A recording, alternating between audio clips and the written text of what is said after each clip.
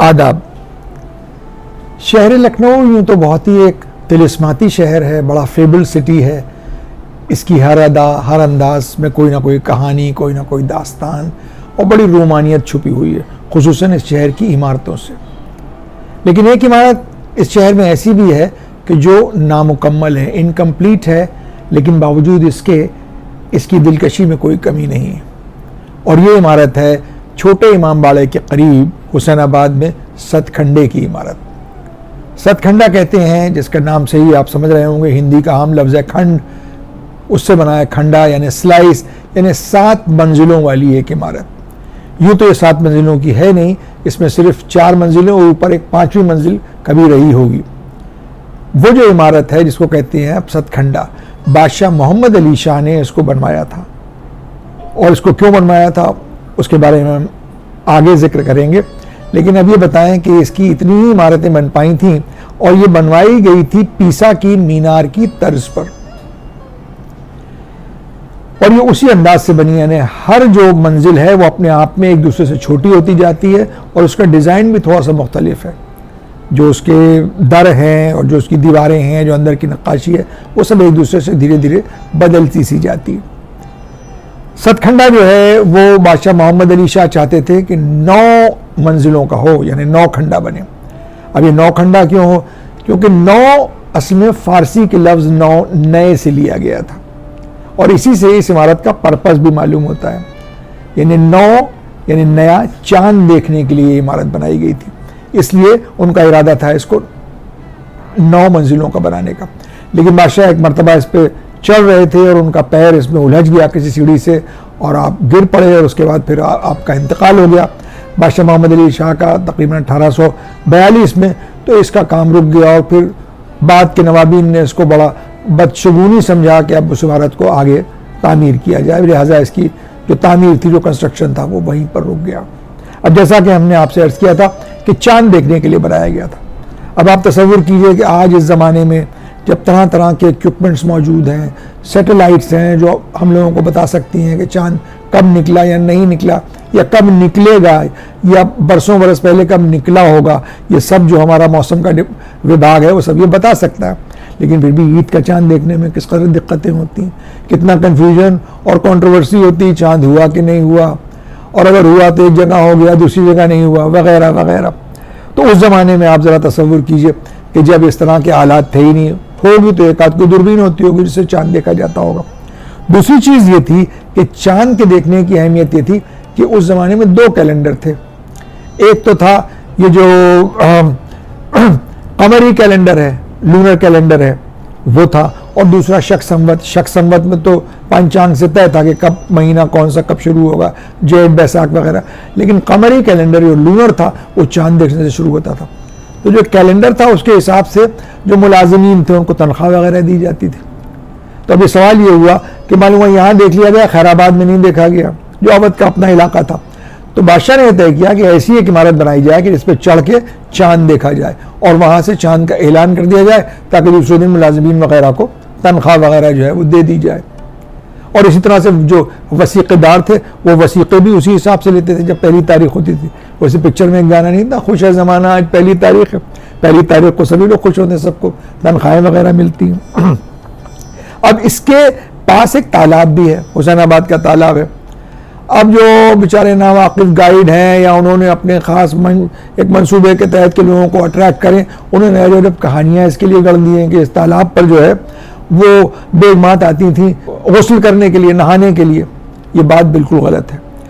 अव्वल तो कोई बेगमात वहाँ रहती नहीं थी, सिवाय शीश महल वालों के वहाँ पर किसी नवाब का कोई महल नहीं था, सिर्फ यही इमामबाड़े थे, बड़ा इमामबाड़ा, छोटा इमामबाड़ा, सतखंडा, जुमा मस्जिद वगैरह।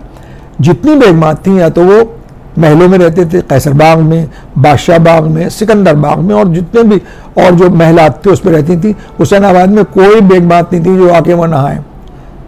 बात यह है कि ज़ेर आसमान, खुले आसमान के नीचे औरतों का नहाना यूँ भी अलाउड नहीं है। और वो बेगमात जो पर्दे में रहती है उनकी चुंगलियाँ उंगली तक कोई नहीं देख सकता था, वो आके वहाँ हुसैनाबाद के तालाब पे नहाएंगी। ये सब गाइडों ने झूठी और मनगढ़ंत कहानियाँ जो है वो टूरिस्ट को अट्रैक्ट करने के लिए उड़ाई। तालाब पे होता क्या था? तालाब असल में चांद देखने के दिन हर महीने एक पिकनिक स्पॉट सा बन जाता था। यानी सरकारी मुलाजमीन, फौजी अफसरान तो वहाँ आते ही थे, इस बात का, इस ऐलान के इंतज़ार में कि कब ऊपर से चांद देख के ऐलान किया जाएगा। दूसरे नवाबीन भी आते थे जो वसीक़ेदार थे, वो भी वहाँ बैठते थे, उनकी बग्घियाँ वगैरह रुकती थी, और वहाँ एक मेला सा होता था जब तक चांद का ऐलान नहीं हो जाता था, जब तक, और जब हो भी जाता था उसके बाद भी लोग वहाँ जश्न सा मनाते थे, एक पिकनिक स्पॉट सा हो जाता था ये तालाब। अब चांद का ऐलान होता कैसे था? जो मौलवी थे उस ज़माने के, राजपुरोहित किस्म के, वो ऊपर चढ़ते थे और उनके साथ मोतबर लोग होते थे। चांद का ऐलान जो है वो ऐसे नहीं कर देता है कि किसी ने, चांद मोतबर आदमी, मुत्तकी, परहेजगार, जो अच्छे कैरेक्टर का इंसान हो, जिसको कभी को लोगों ने गुनाह करते ना देखा हो, अच्छी स्टैंडिंग हो समाज में, जो मौलवी होते हैं वो जाके चांद देखेंगे, और इसी तरह से उसकी गवाही भी दो लोग वैसे ही देंगे जो उन्हीं की किस्म के हों। तो इस तरह के दो लोग मौलाना के साथ ऊपर भेजे जाते थे, हुसैनाबाद का जो हमला था उसके साथ, और वहाँ से वो चांद देख के ऐलान करते थे कि चांद हो गया। लोग खुशियाँ मनाते थे। आमतौर पर चांद जो होते थे उसमें शहनाइयाँ बजती थीं, ये जिसको कहते हैं नौबत बजती थी, और मुहर्रम का चांद जब होता था तो मातमी बाजे बजाए जाते थे ताकि लोगों को मालूम हो जाए कि गमी का महीना जो है वो शुरू हो गया। चांद की अहमियत एक तो इसलिए थी कि कैलेंडर था, लोगों को तनख्वाहें मिलती थी। दूसरी ये भी थी, जो दिक्कत आज है उस दिक्कत को दूर करने के लिए कि दो ईदें ना हो जाएं, इसलिए एक ही जगह से चांद का ऐलान हो, और वो सतखंडे से होता था। और दूसरा ये कि मुहर्रम का चांद भी जो है उसमें 2 अशरे ना हो, 10 मुहर्रम 2 नहीं हो, पूरे अवध में एक ही दिन आशूर का हो, इसलिए वहीं से ऐलान होता था, और उसी के हिसाब से एक ही दिन आशूर और एक ही दिन ईद मनाया जाता था उस ज़माने में, यानी शाही दौर में, मोहम्मद अली शाह और उनके बाद तक। अब आप हज़रात सोच रहे होंगे कि आज जब इतने आलात निकल आए हैं और अलग अलग जगह से ईद के चांद का ऐलान होता है, तो आखिर इस सतखंडे का भी इस्तेमाल क्या है? आप यकीन मानिए कि आज भी इस सतखंडे का इस्तेमाल उसी लिए होता है जिस मकसद के लिए इसको बनाया गया था। खुसूसन ईद के चांद का ऐलान हुसैनाबाद ट्रस्ट की तरफ से, जो रॉयल ट्रस्ट है, वो सतखंडे से ही होता है। एक मौलाना वहाँ जाते हैं और 29 रमज़ान की नमाज सतखंडे के ऊपर होती है, मस्जिद में नहीं होती है हुसैनाबाद के छोटे इमाम बाड़े में, बल्कि वो मौलाना जो बाकी दिन रमज़ान में वहाँ नमाज़ पढ़ाते हैं वो सतखंडे के ऊपर जाते हैं, उसके सबसे ऊपर वाली मंजिल पर, और वहाँ नमाज़ पढ़ाते हैं, इफ्तारी होती है वहाँ, और फिर वो चांद देखकर चांद का वहाँ से ऐलान करते हैं। सतखंडे के झैल में एक साहब का जिक्र लाजिम है, और वो है पिल्लू साहब। पिल्लू साहब हुसैनाबाद ट्रस्ट के मुलाजिम हैं और ख़ास मुंतज़िम हैं सतखंडे के।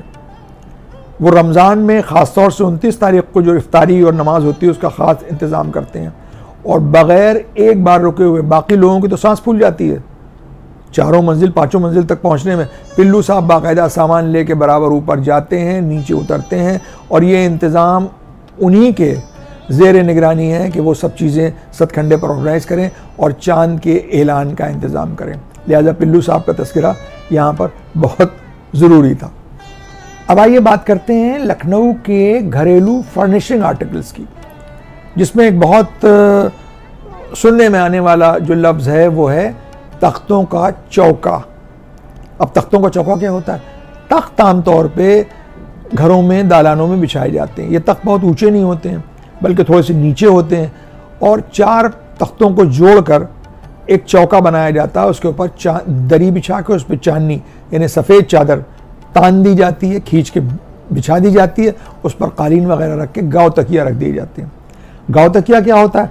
गाँव तकिया असल में है जिसको अंग्रेज़ कहते थे लार्ज बैरल शेप पिलोस, यानी लंबे एक बैरल की तरह से, यानी गोल बिल्कुल टंकी की तरह से आप उसको समझ सकते हैं। तकिए होते हैं बड़े जिसको लगा के लोग बैठते हैं, जो अक्सर आपने देखा होगा आपके बादशाहों की मसनद वगैरह पे देखने को मिलते हैं। उतने बड़े तो नहीं, लेकिन उससे थोड़े छोटे लखनऊ के आम घरों में जहाँ तख्तों का चौका होता है वहाँ पर गाँव तकिया ज़रूर मिलेगा आपको। इसके बाद है छतगीर। छतगीर क्या चीज़ है? छतगीर है एक किस्म का शामियाना। पहले घरों में, दालानों में खूबसूरती के लिए छतों पर एक शामियाना सा खूबसूरत कढ़ा हुआ टुकड़ी के काम का या कारचोबी काम का, मौके के हिसाब से, खुशी का मौका है तो अच्छी किस्म की कारचोबी काम का, वो उस पर तान दिया जाता था, उसमें फ्रिल लगी होती थी, उसको कहते थे छतगीर या छतगीरी। इसके अलावा एक चीज़ और होती है अदक्चा। अदक्चा क्या है? अदक्चा ये है कि जो कोई मेज़ हो, कोई तख्त हो, उसकी जो फ्रिल होती है वो भी कामदार होती है जो उस पर लगा दी जाती है ताकि नीचे का हिस्सा दिखाई ना दे, उसको कहते हैं अदक्चा। उमूमन अदक्चा घरों में तो इस्तेमाल नहीं होता, लेकिन मुहर्रम में इमाम बाड़ों में और शाहनशीन में सामने की तरफ यानी तख्त के नीचे के हिस्से को ढकने के लिए जो फ्रिल लगाई जाती है कारचोबी काम की या अच्छे काम की, उसको अदक्चा कहते हैं। इसी सब जिक्र के साथ अब आज के इस एपिसोड का वक्त ख़त्म होता है। अगले एपिसोड में आपसे फिर मुलाकात होगी, तब तक के लिए इजाज़त दीजिए। लेकिन उससे पहले वही गुजारिश कि आप इस चैनल को देखते रहें, इसको सब्सक्राइब करें, अपने दोस्तों से सब्सक्राइब भी करवाएं और आप अपने कमेंट्स और सजेशन हमें ज़रूर भेजें। बेल का आइकन दबाना आप हरगिज़ ना भूलें ताकि आपको टाइमली नोटिफिकेशन मिलते रहें। अगले एपिसोड में आपसे फिर मुलाकात होगी, तब तक के लिए इजाज़त, आदाब।